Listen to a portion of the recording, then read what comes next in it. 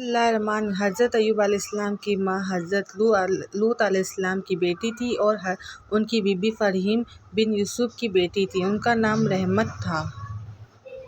حضرت ایوب علیہ السلام کو اللہ نے خوشحالی بخشی، کافی مال دولت رکھتے تھے، ہزاروں اونٹ اور ہزاروں بکریاں اور بہت ہی غلام ان کی ملکیت میں تھے۔ خدا نے انہیں 7 بیٹے اور 7 بیٹیاں عطا کی تھیں۔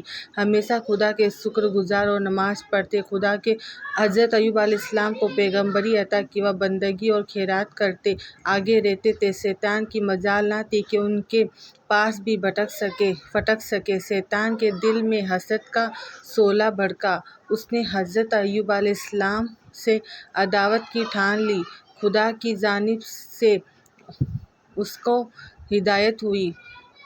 اے مردود، ایوب میرا نیک بندہ اور شکر گزار بندہ ہے، اس پر تیرا اربا کارگر نہ ہوگا، وہ تیرے بہکاوے میں نہیں آئے گا۔ شیطان نے کہا، خداوند، تو نے اس کو دولت اور خوشحالی دی ہے، اولاد سے اس کی آنکھیں روشن ہیں، پھر وہ تیرا شکر گزار کیوں نہ ادا کرے گا؟ ہم تو جب جانیں کہ تو یہ نعمتیں اس سے لے لے، پھر بھی وہ تجھے یاد کرے۔ اگر یہ نعمتیں اس سے چھین گئی تو وہ تجھے بھول جائے گا اور تیری بندگی سے دور جا پڑے گا۔ خدا نے فرمایا، اے ابلیس، میرے مبلس بندے کے بارے میں تیرا یہ گمان غلط ہے۔ ایسا نہیں ہوگا کہ میرا شکر گزار بندہ تیرا شاکر ہو جائے۔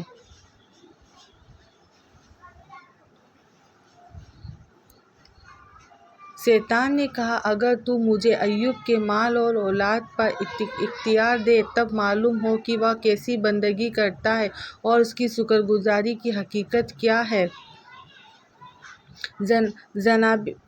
جناب نیاز فرمایا، ایوب کے مال اولاد پر میں نے تجھے اختیار دیا۔ ابلیس بہت خوش ہوا اور اس نے اپنے لوگوں کو جمع کیا اور انہیں اس کام پر لگایا کہ وہ اس کے مال اور جانوروں کو تباہ کر دیں۔ اور آخر شیطان غلبے کی شکل میں حضرت ایوب علیہ السلام کے پاس آیا اور کہا، تمہارے سارے جانور اور مویشی تباہ ہو گئے۔ حضرت ایوب علیہ السلام نے یہ سن کر فرمایا، اس خدا کا شکر ہے جس نے یہ سب کچھ مجھ کو اپنے فضل سے دیا اور اپنے عدل سے لے لیا۔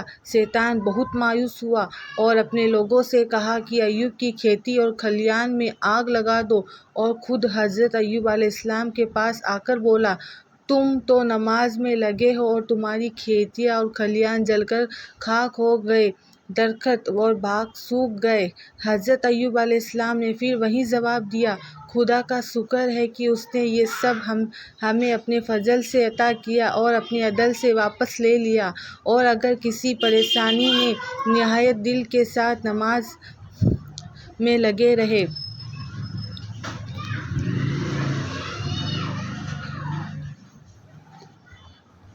شیطان بہت غمگین ہوا اور اسی طرح ایک ایک چیز کے برباد ہونے کی خبر دیتا رہا، اور حضرت ایوب علیہ السلام خدا کا شکر ادا کرتے رہے۔ آخر میں اس نے آ کر خبر دی، اے ایوب، تیرے گھر کے گرنے سے تمہارے بچے دب گئے۔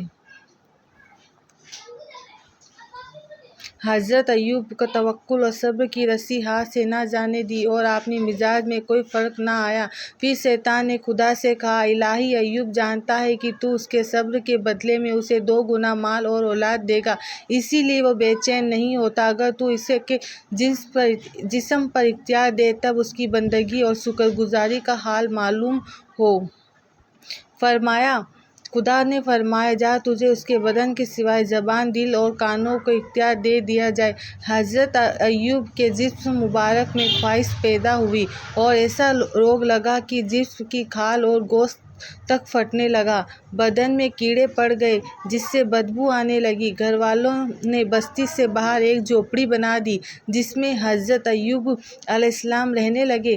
آپ کے ساتھ کوئی امداد اور خبر لینے والا نہ رہا، کوئی آپ کے قریب نہ آتا۔ ایک آپ کی بی بی رحمت تھی جو آپ کی خدمت میں لگی رہتی، اور جو کچھ ان کے پاس تھا سب آپ کے علاج میں لگا دیا۔ جب کچھ بھی پاس نہ رہا تب بی بی صاحبہ مزدوری کرتی اور آدھی مزدوری تندرستی کے لیے صدقہ کرتی اور آدھی مزدوری کا کھانا خرید کر ان کے پاس لے جاتی۔ جب حضرت ایوب علیہ السلام کی بیوی مزدوری کے لیے جاتی تھی تو شیطان سرِ راہ کھڑا ہو کر انہیں منع کرتا کہ آپ ایسی حسین جمیل خاتون کس لیے مزدوری کرتی ہیں اور اپنی جوانی ایسے شخص کی خدمت میں کیوں برباد کرتی ہیں جس پر خدا کا قہر اترا ہے۔ یہ ایک مصر کا سردار نہایت مالدار اور اختیار والا ہے، میں آپ کا نکاح اس سے کرا دوں گا اور اس طرح آپ کا درجہ بڑھے گا اور آپ کی عزت بڑھے گی۔ حضرت رحمت ان کی باتوں پر کچھ بھی دھیان نہ دیتی اور رات میں اپنے شوہر کو تمام باتیں بیان کرتی۔ حضرت ایوب فرماتے، تو ہرگز اس کی باتوں پر نہ جانا، ابلیس ہے، بے بنیاد باتیں کرتا ہے، اس کی باتیں سراسر دھوکہ اور فریب ہے۔ ایک دن شیطان نے طبیب کے بھیس میں آ کر بی بی رحمت سے کہا، اس روگ کا علاج تو بس سور اور گوشت اور انگور کا شراب ہے، اس کے سوا کسی چیز سے بھی تمہارا شوہر تندرست نہ ہو سکے گا۔ بی بی صاحبہ تندرستی کے لالچ میں مزدوری کر کے دونوں چیزیں لے کر حضرت ایوب کے پاس حاضر ہوئی اور کہا، یہ دوا ایک طبیب نے بتائی ہے۔ حضرت ایوب علیہ السلام کو غصہ آیا اور فرمایا، کیا میں نے تجھے کہا نہیں تھا کہ وہ شیطان ہے؟ کیا تجھے خبر نہیں کہ پیغمبروں پر یہ چیزیں حرام ہیں؟ اگر میں اچھا ہو جاؤں گا تو اس کے بدلے میں تمہیں 100 لکڑیاں ماروں گا۔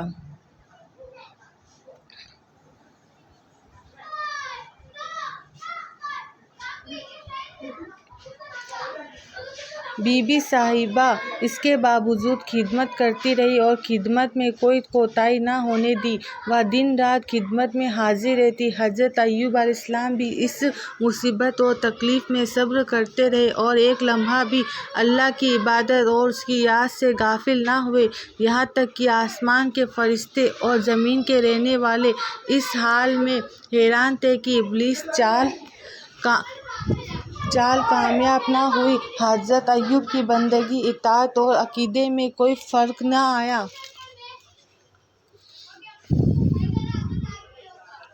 شیطان کا سارا حربہ اور اس کی ساری چال ناکام ہو گئی۔ حضرت ایوب علیہ السلام نے اپنے رب کو پکارا، خدایا مجھ کو بیماری لگ گئی ہے اور تو سب سے بڑھ کر رحم کرنے والا ہے۔ خدا نے ان کی پکار سن لی۔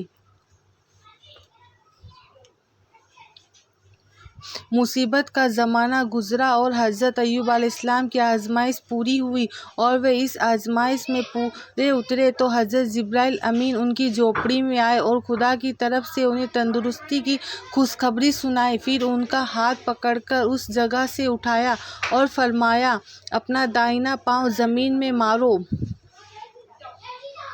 پاؤں مارتے ہی ایک گرم چشمہ پیدا ہوا، پھر آپ نے غسل کیا اور تمام مرض بدن سے دور ہو گئے۔ جبرائیل کہنے لگے، بھائی زمین مارو۔